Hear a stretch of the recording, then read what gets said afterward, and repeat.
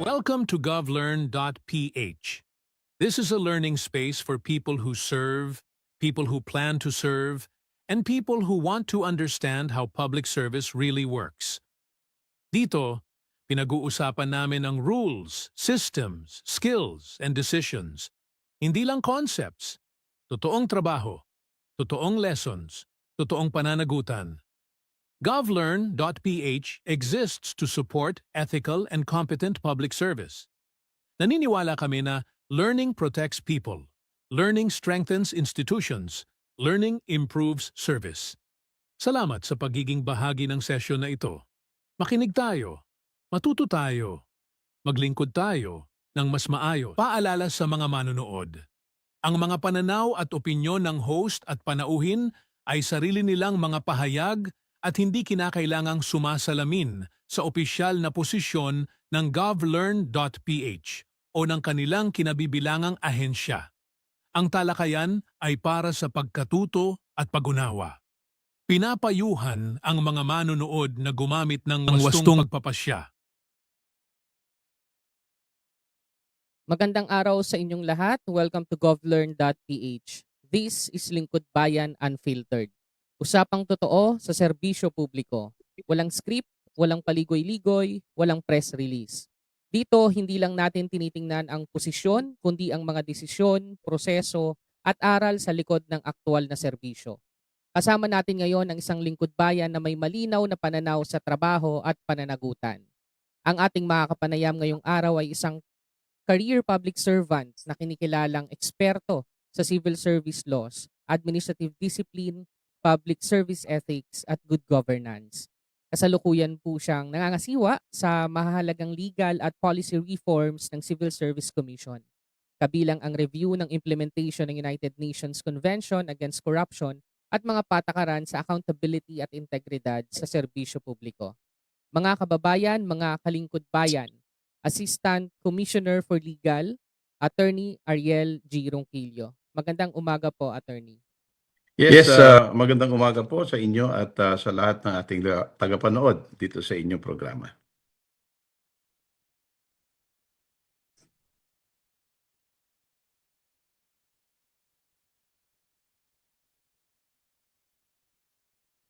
Well, alam nyo, for your information, the Civil Service Commission is my one and only employer. No? From the time I finished my law school, that was way back in 1991, pumasok na po ako sa gobyerno at Civil Service Commission na po yon. So I started working as an attorney 2. Attorney 2 is the lowest attorney position, no, in the Civil Service Commission. I was not yet a lawyer then. That's why my appointment was temporary. So that was in 1992. After I passed the bar, I was promoted. I was given a yearly promotion. So from attorney 2, ginawa akong attorney 3, then attorney 5, attorney 6, which is division chief, and then naging director 3, director 4, hanggang narating ko na nga ngayon yung position ko ngayon na assistant commissioner for legal. Okay, so yung journey ko, I would say ay very meaningful, no, considering na in all those years that I've been working with the government, I could really feel that I'm working in the service of the Filipino people and being with the government with the role of HR. You know, the CSC is the central HR of the Philippine government. We are continuously looking for ways, no, by which we can improve the delivery of public services, not only in the CSC but in the entire government. So masyado mong meaningful at kahit wala po akong experience sa ibang ahensya, I would say na fulfilling naman po yung aking journey as a public servant here in the Civil Service Commission. Yes, patotoo po yan, Attorney Ariel, no? Kahit po ako po, nung nasa government po ako, talagang ang laking tulong po ng civil service, lalo sa mga trainings at sa mga professional development po.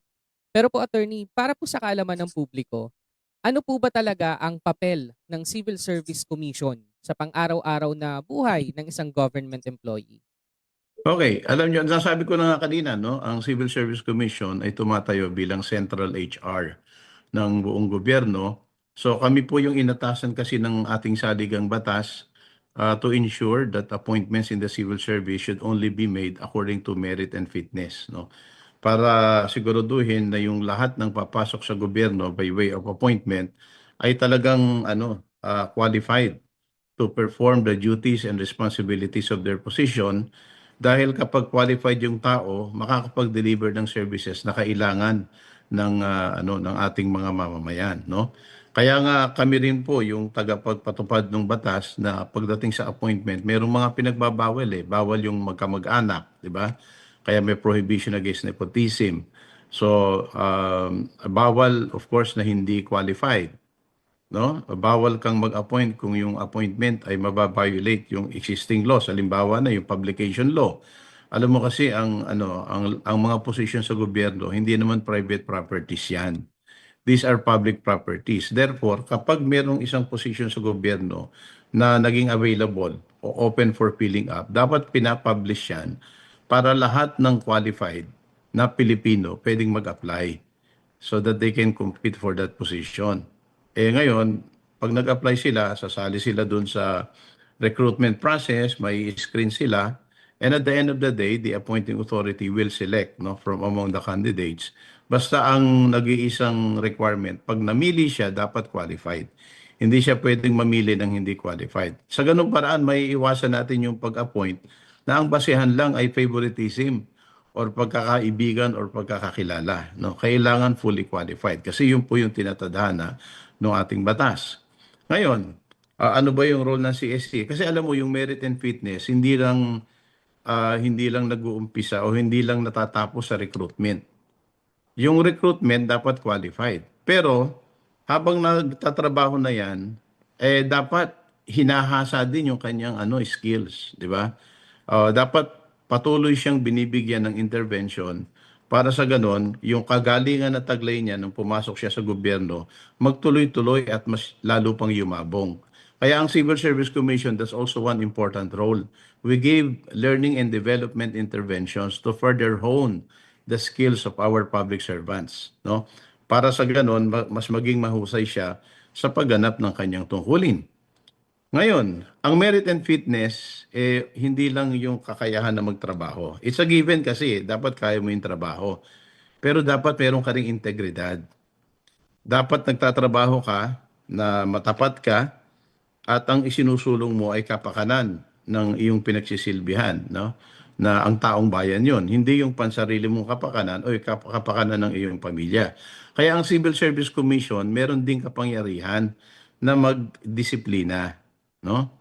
Disciplining authority din kami ng mga appointive officials in the government. Basta hindi non-presidential appointees, disciplining authority kami na kapag merong isang taga-gobyerno na mali yung ginawa, pwede naming kasuhan. Pwede naming patawan ng karampatang parusa. Of course, following the requirements of due process, no? At gagawin namin 'yan in the interest of public service. Pagka naman kami nagparusa, hindi naman ang objective namin para lang parusahan yung tao eh. Paparusahan namin para pangalagaan ang kapakanan ng serbisyo publiko at para maging halimbawa sa iba na hindi sila dapat gagawa ng mali dahil kapag gumawa sila ng mali, may karampatang parusa 'yon. Okay. So napakalawak po ng mandate ng Civil Service Commission. In fact, pati po yung mga benefits naman, no? Pagdating po sa benefits ng ating mga manggagawa sa gobyerno, malaki din po ang papel diyan ng Civil Service Commission, no? Ito nga lang very recently, hindi ba, nag-issue kami ng policy authorizing government agencies to allow their officials and employees to have wellness leave. Yeah, for 5 days within the year. And this is on top of the usual sick leave and vacation leave na ordinary leave privileges, no, na tinatadhana ng batas. Bukod pa yan doon sa iba pang leave, di ba? Meron tayong maternity leave, paternity leave, meron tayong special leave privileges. At saka alam mo ba, pwede ba kitang tawaging Doc Ron? Doc Ron, hindi ba meron pa tayong existing na bar leave, no, or study leave. Para dun Yes, so para doon sa mga kasamahan natin na who wants to further improve their credentials, no, education-wise, pwede rin pong i-avail yan. So yan po ay ginagawa ng Civil Service Commission para siguraduhin na yung ating mga taong nagtatrabaho sa gobyerno ay ay may karampatang credentials, no, na magbibigay sa kanila ng kakayahan para lubusan at magaling na magampanan nila yung tungkulin nila bilang public servants. Oo. Tapo. So, ganun po kalaki yung role ng Civil Service Commission. Among others, kasi kung i-discuss ko po lahat ito, magkukulang po yung oras natin. Ayun po, attorney, no? Sobrang ganda na malaman po ng taong bayan, no, ng mga kababayan natin, yung ginagawa po ng Civil Service Commission. Kasi baka akala nila, hanggang exam lang ang civil service, hanggang civil service exam lang, hindi po, no? Hanggang pagpasok, hanggang sa promotion, etc. Lahat, pati sa leaves. Ayan po. Attorney, regarding po dyan, no, sa gitna ng pressure, reklamo at Mhm. minsan public criticism, paano po ninyo pinapangalagaan ang integrity sa proseso? Opo, marami pong safeguards tayo to ensure that integrity is always present in all our transactions. Halimbawa na sa appointments. No? Sa appointments po, lahat po ng appointments na ini-issue in all agencies of the government, nagdadaan po yan sa Civil Service Commission. At ang Civil Service Commission po ang nag-a-analyze, nag-evaluate ng appointments na yan, kung valid ba yan, no? Valid in the sense na nasunod ba yung batas when those appointments were issued? Qualified ba yung tao? Nasunod ba yung proseso?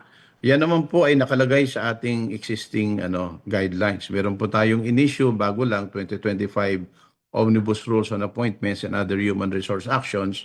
Yan po yung nagsisilbing guide or batayan ng ating mga tao sa regional office at sa field offices in their scrutiny of the appointments that are being submitted to them. At yung pong action nila, appealable naman po yun sa susunod na level. Yung action ng field office, appealable sa regional office.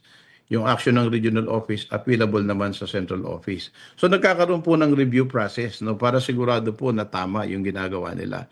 At kung mayroong pagkakamaling ginawa doon, itatama po yun on appeal.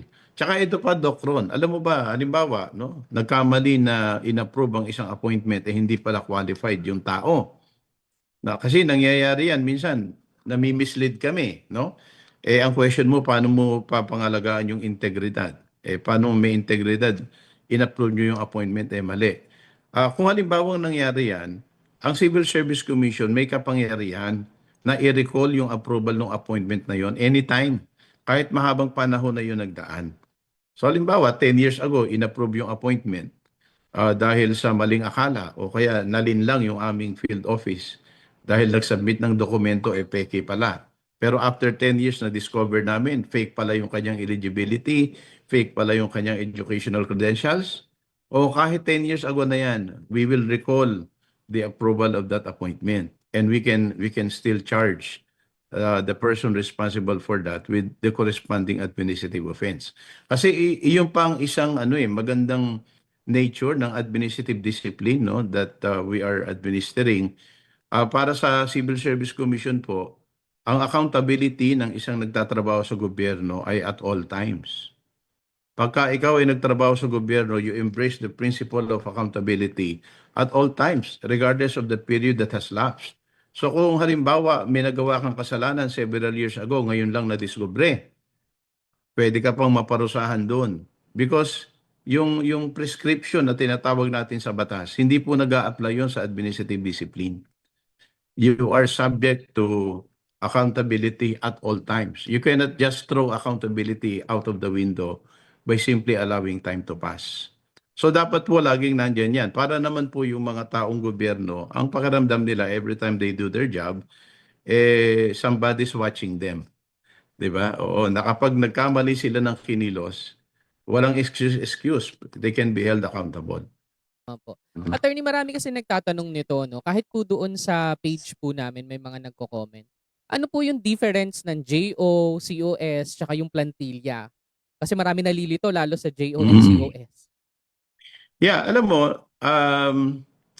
ang pagpasok sa gobyerno, dalawang modes lang, ha? Let me start with this para maliwanag na maliwanag. Pwede kang i-consider na government official or employee if you enter the government by any of these two modes. Ano yung two modes na yon?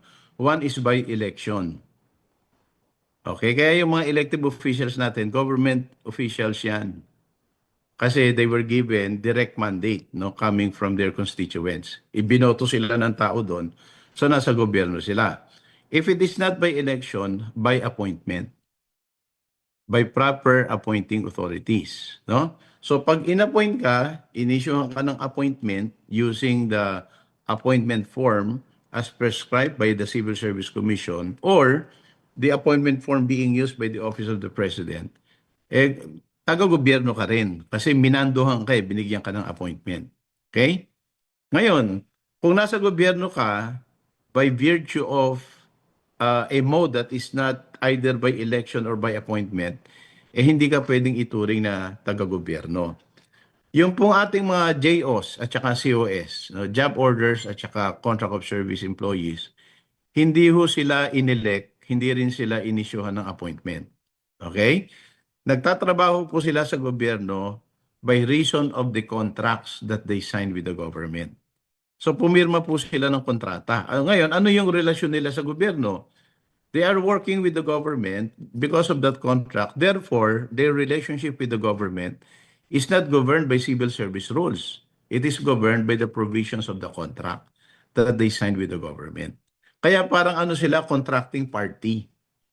And a contracting party does not become an employee of the other party.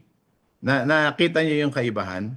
Nakipagkontrata sila. So therefore, kung ano yung nakalagay sa kontrata, yun yung nasusunod. And that's also the reason why yung entitlement ng mga JOs and COS nakabase sa contract. Hindi ka pareho ng entitlements ng regular government officials and employees na nakabase sa batas. Okay? Kaya wala nga silang leave benefits, di ba? Kasi yung leave benefits, nasa batas yun patungkol doon sa mga taga-gobyerno who are either elective or appointive. Yung mga JOs and COS, hindi ho sila taga-gobyerno and therefore kung may benefits mang ibibigay sa kanila, dapat nasa kontrata yun. Pag wala sa kontrata yun, they cannot enjoy those benefits. Opo. So sa madaling sabi, attorney, no, pag JOs at mga COS natin, hindi sila dumadaan sa proseso ng civil service. Direct Hindi punta po po. doon sa agency. Tama yun, Doc Ron. Hindi po sila dumadaan sa regular na proseso. In fact, basta pinili sila, pinapirma ng kontrata, magtatrabaho na sila. At no less than our Supreme Court declared in one case, no, Untitled Non-Transco versus COA, inaffirm po ng Supreme Court doon na hindi pwedeng ituring na government employees ang mga contract of service employees kasi hindi sumunod sa prosesong itinadhana ng civil service rules yung pagkuha sa kanila as workers of the government. So kung talagang taga-gobyerno ka, dapat susunod ka o yung pag-hire sa'yo, we should be in accordance with civil service rules. Ayan, napakaganda po niyan. No? May jurisprudence na binigay si attorney sa atin. No? Ah. Ayan, napag-usapan po natin ang the person behind the position, the real work, administrative discipline and due process, ethics, pressure, and public service, public trust. Mamaya po sa pagbabalik natin, pag-uusapan natin ang ilang tanong po mula po sa ating mga tagasunod at tagasubaybay ng programang ito. Magbabalik po kami pagkalipas ng ilang paalala. Sige po.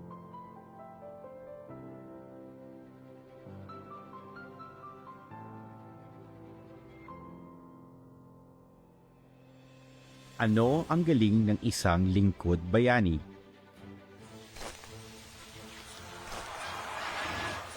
Hindi lang ito tungkol sa husay, kundi sa pusong gustong gawing mas magaling pa bukas kesa kahapon. Ito ang pag-iisip ng solusyon na may agarang aksyon. Ito ang pagiging bukas sa pagbabago, sa sariwang ideya, sa bagong teknolohiya, at sa mas maayos na proseso. Sa galing, hindi lang basta ginagawa, pinapaganda, pinapahusay, at itinataas ang kalidad. Sapagkat alam natin, bawat serbisyong mabilis at maaasahan ay nagbibigay ginhawa at saya sa ating mga kababayan. Galing ang bunga ng pusong may malasakit at dangal. At sa bawat hakbang tungo sa kahusayan, mas lumalapit tayo sa isang pamahalaang tunay na para sa taong bayan. Ito ang galing ng Pilipino. Ito ang galing ng lingkod bayani para sa bayan.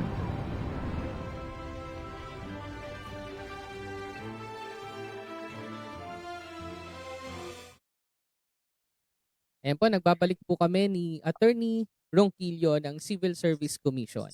Ngayon po, Attorney, may mga questions po kasi yung ilang mga taga-subaybay natin. Ito po yung una. Ako po ay grade 11 student.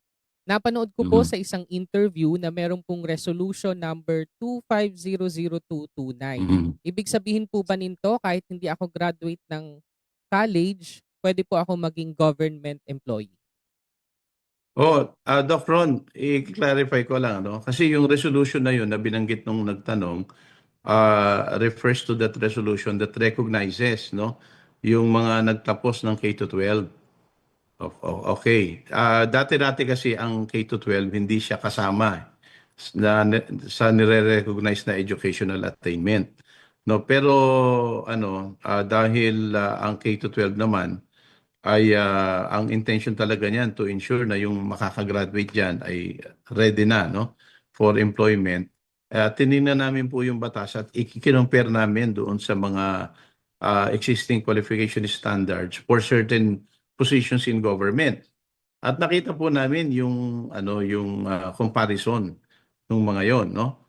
Sa ngayon, no, based on that resolution, ang sinasabi po doon, kung ang isang posisyon, no, na naging vacant ay nangangailangan lamang ng high school graduate, no?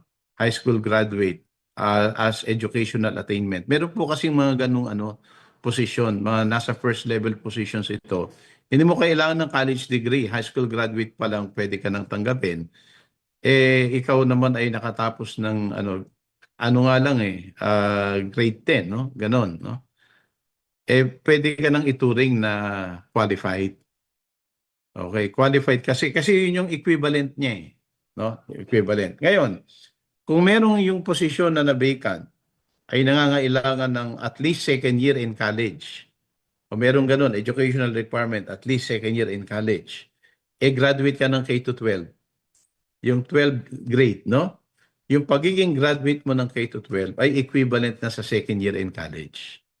Therefore, you may already qualify for that position where the educational requirement is at least second year in college.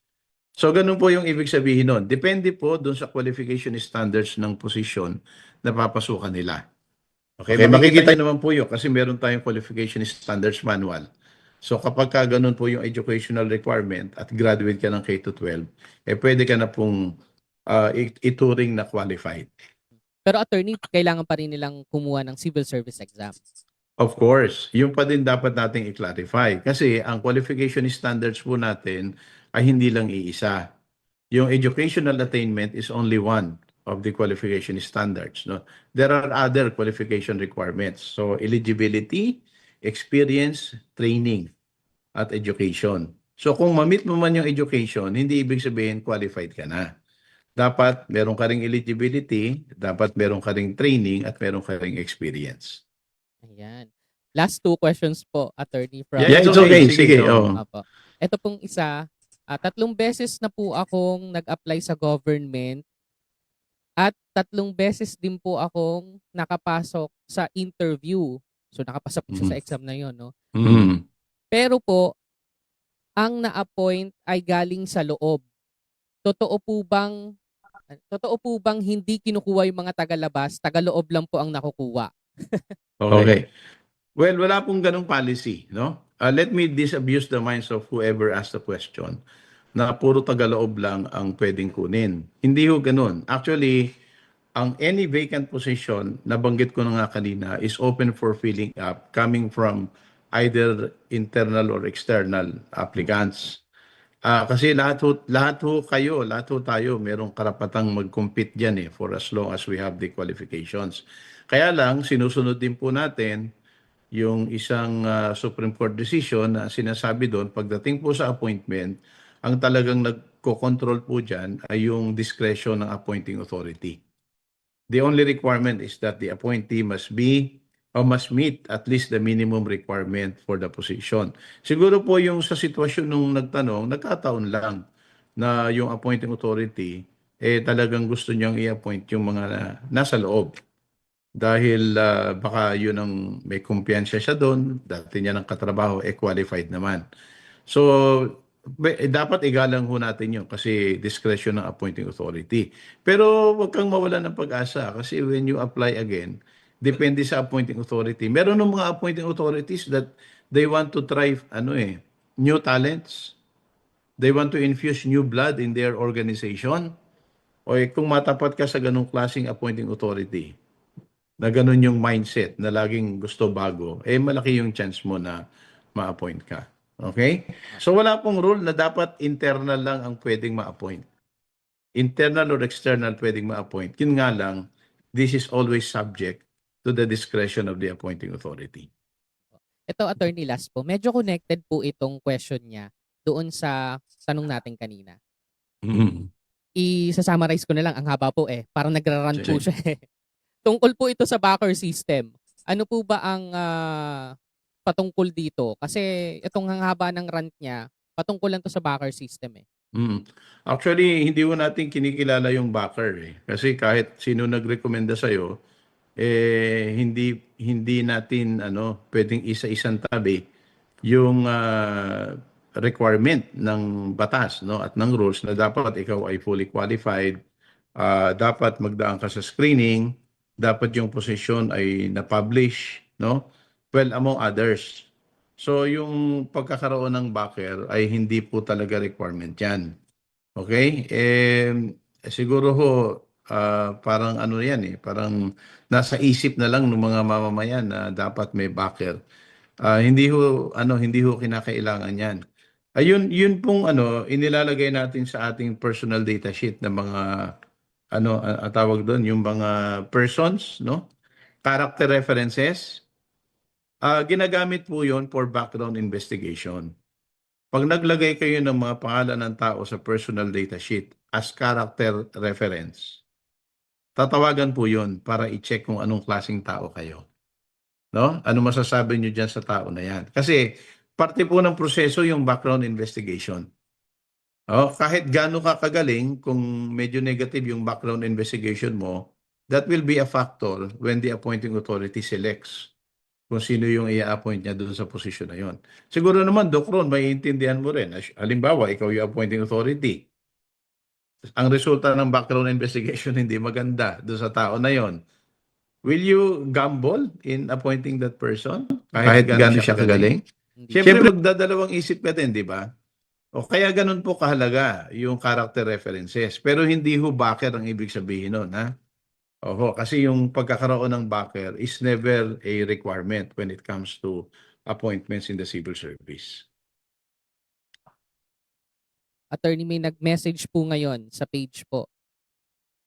Hi, this is to inquire if the fire officer exam eligibility qualified for local disaster and risk management officer series. Ano po, yan po yung mga eligibility na hindi mo pwedeng gamitin bureaucracy-wide Ito po yung eligibility na pwede mo lang gamitin for certain positions, fire officer positions, Siguro ang tinatanong niya kung saan yan pwedeng gamitin, una-una, of course, fire officer positions, pero meron pa pong ibang mga positions siya na related din sa firefighting. Pakihanap nyo na lang po, if you want, you can look at the qualification standards manual that the Civil Service Commission issued para malaman nyo po eksakto kung saan pwedeng gamitin yung ganyang klaseng eligibility. Pero ulitin ko po, hindi po service-wide yung paggamit niyan. This is a kind of eligibility that you can only use for certain positions. Hindi po siya equivalent sa professional or sub-professional eligibility because these are special eligibilities. Ayan po, attorney. Sobrang daming nagtatanong po sa ating live pero tapos na po ang ating 20 minutes. Siguro po, mag-schedule na lang po ulit kami ng ibang oras, Okay. attorney. So, sige lang, ako naman, I'm welcome. You are welcome anytime, no? So, in case, you will still need me, no, in an interaction like this, just give us a call, no? And you will always, you will always have my attention. Eh, Promise. attorney, bilang panapos po, no? Kung may isang mensahe po kayo na gustong maiwan sa public tungkol sa serbisyo publiko, ano po kaya iyon? Well, siguro, it may be a cliche, no? Pero this still true. Isang malaking karangalan po ang mabigyan ng pagkakataon na maglingkod sa bayan. Kaya kung ikaw ay mabigyan ng pagkakataon, do it, no? With dedication, with honesty, with integrity, no? And with the sole purpose of serving our countrymen, no? Nasa huli po yung pansariling kapakanan eh. So dapat pag pumasok ka sa gobyerno, lahat ng prinsipyo tungkol sa government service, ini-embrace mo yan, no? Including yung principle of accountability and honest and dedicated service. Kapag nagkaroon ng conflict between your personal interest and the interest of the service, you yield to the interest of the service. Kasi dapat pag nasa gobyerno ka, lagi mong inuuna ang kapakanan ng taong bayan. Maraming salamat po, Attorney Ariel Ronquillo ng Civil Service Commission. Ito po ang last episode natin for Season 1. Next Okay. month po, magkakaroon tayo ng Season 2 po ulit. Ayan po. Sa Lingkod Bayan Unfiltered, nakita natin ang serbisyo publiko ay hindi lang posisyon, kundi araw-araw na desisyon. Maraming salamat po muli kay Attorney Ariel sa pagbabahagi ng oras, karanasan at pananaw. At sa lahat ng nanonood, hanggang sa susunod na Lingkod Bayan Unfiltered dito sa govlearn.ph. Usapang totoo, serbisyong may pananagutan. Maraming salamat.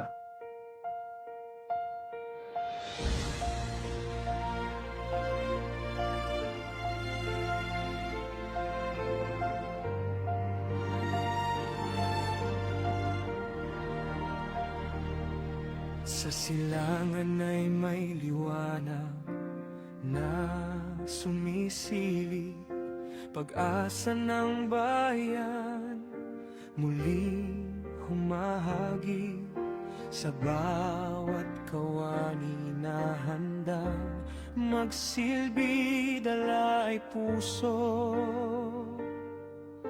dangalang sinasabi. Hindi lang trabaho, kundi isang panata para sa Diyos, sa bayan at sa masa.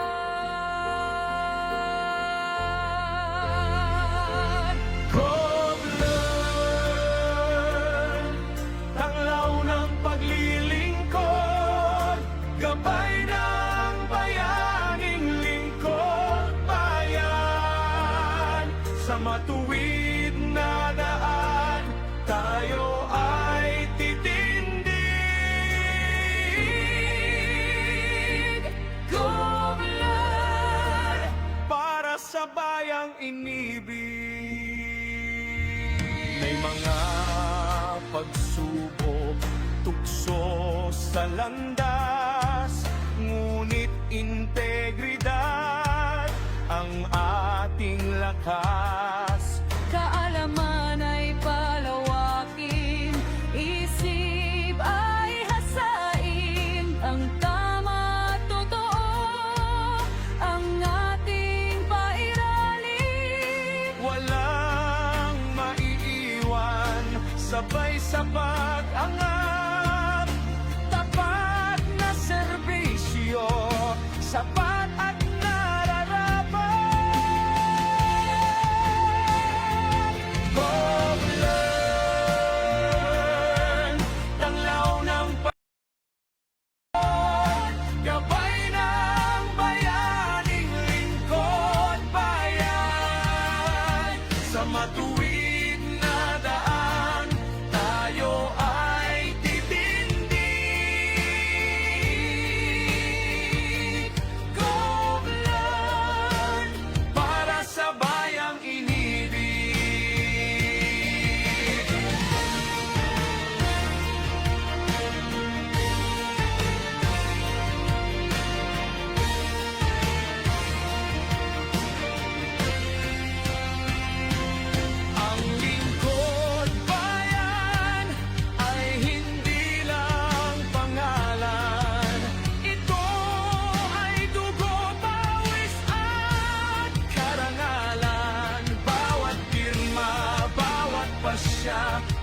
maggalaw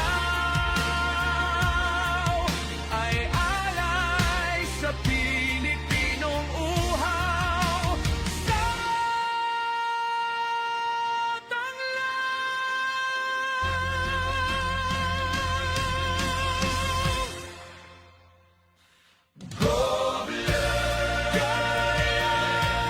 taglaw ng paglilingkod, gabay ng bayani, lingkod bayan.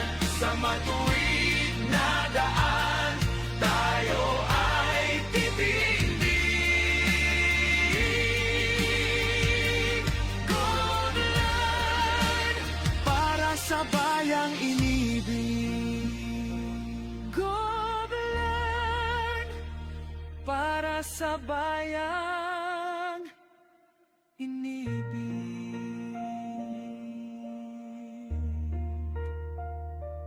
Goodland.